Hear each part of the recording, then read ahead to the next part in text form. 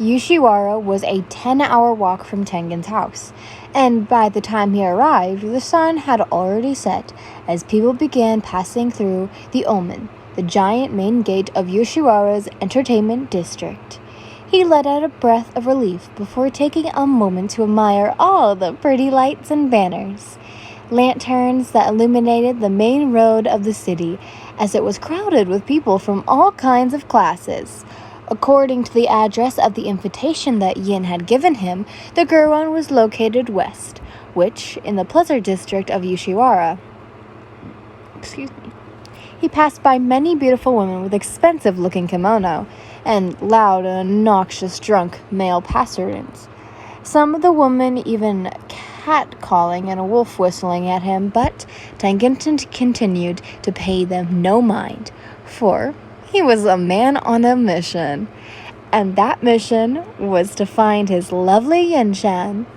There were several buildings with harshmen filled with all kinds of different courtesans, like Yojiro, regular prostitute, Hasujiro, low-ranking consort, and Taiyu, a high-ranking courtesan on display.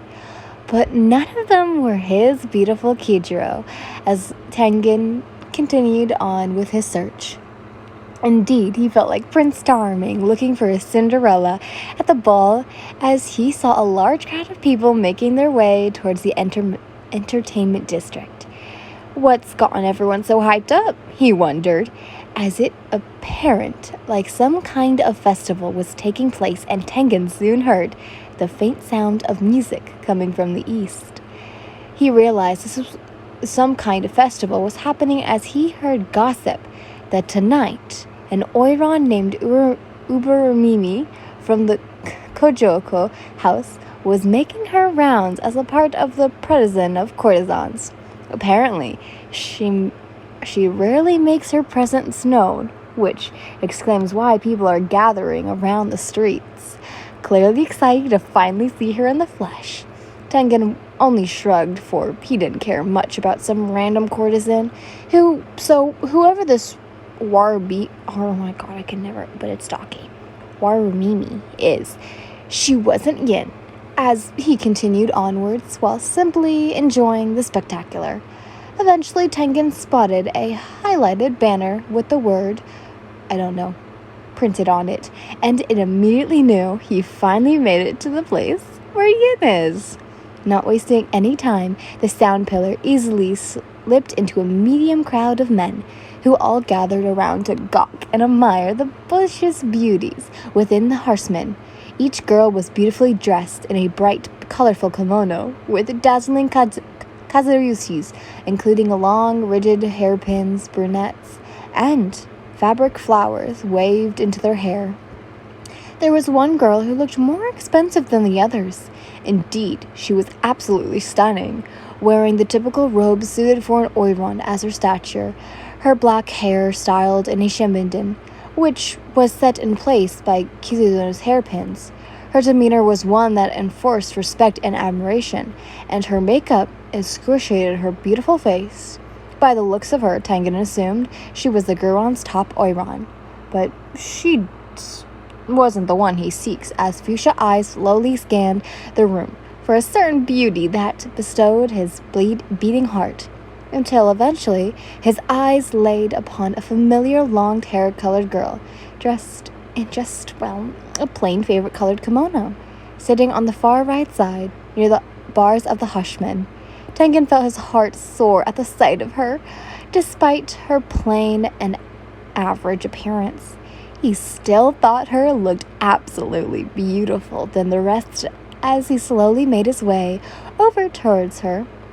You hadn't seemed to notice him, likely due to your long hair covering your face like a veil, as Tengen continued to stand there, admiring you. How he wanted to call you out, but didn't want to startle you. Internally, he wanted to see if him, can surprise you.